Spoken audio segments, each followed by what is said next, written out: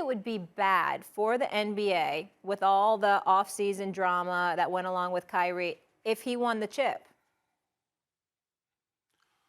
No, I don't. Because here's the thing: if guys around the NBA are gonna allow the Brooklyn Nets to actually go out there and win a championship with a part-time Kyrie, then shame on them. But no, I don't think it's a bad look for the simple fact that the game of basketball they want Kyrie Irving. We saw when he returned how many people, his peers and others reacted. Look, this man, Stephen A., you know this, Molly, you know this, he's a showstopper. Yeah, And look, no he is who he is. He's not changing his mind for his vaccination status. And I actually applaud the Brooklyn Nets because they know if they have any chance at winning the championship, they're going to have Kyrie. Again, I repeat, I'd rather a part-time Kyrie than a no-time Kyrie.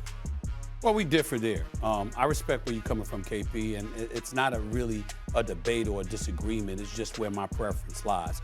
I think, I'm Knicks first, New York always. That's my mentality. So if it ain't the Knicks, it's the Brooklyn Nets.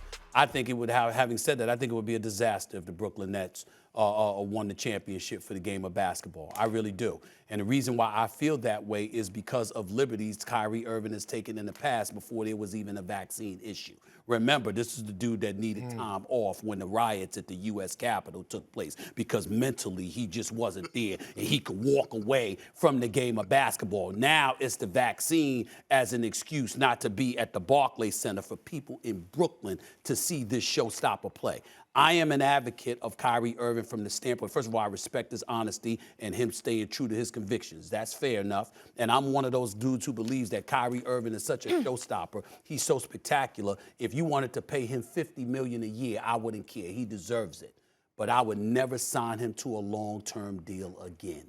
He can't be trusted. I would sign him 1 year at a time for max dollars. But I wouldn't trust him with a long-term deal because he has shown me when he knows that the money comes in, he will take liberties to take off when he wants to take off and to show up to work when he wants to show up to work. And my last point, KP, would be this. Hypothetically speaking, he's your teammate. And I know you respect where he's coming from because he stayed true to his convictions. Fair enough.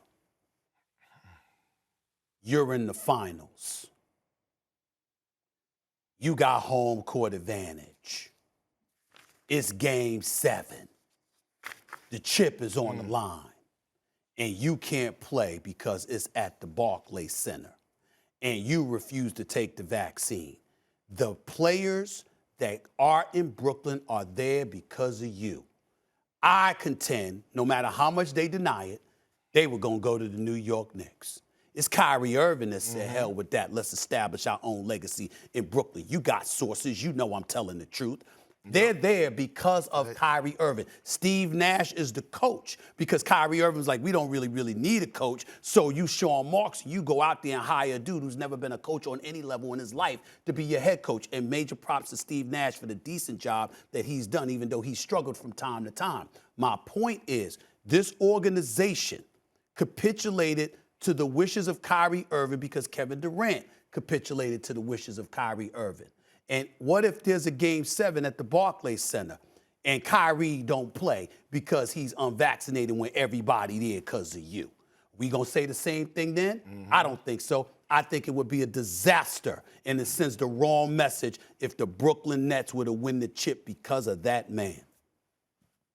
You know what? I cannot disagree with anything that you said, but I'm gonna take it a step further, and I'm gonna say this here: the guys that are in the locker room up for the Brooklyn Nets, they're soft. They're soft, starting with KD and James, because if they had any type of about themselves, they would actually say, "Hey, dog, look here, man.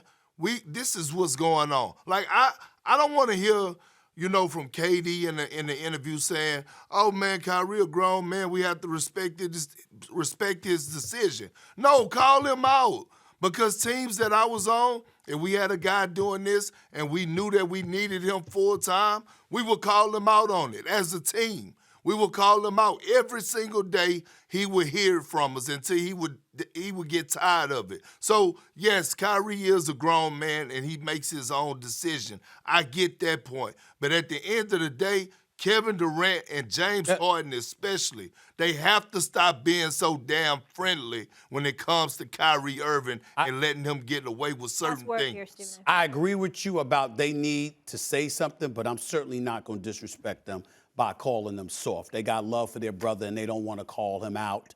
And I understand it. I might disagree with it, but I understand it. I ain't going to call him soft. But I just think that it's tough love. I just think it sends a bad message if they win the chip.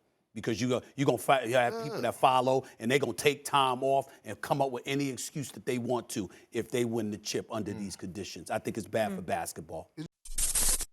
Thanks for watching ESPN on YouTube. For live streaming, sports, and premium content, subscribe to ESPN+.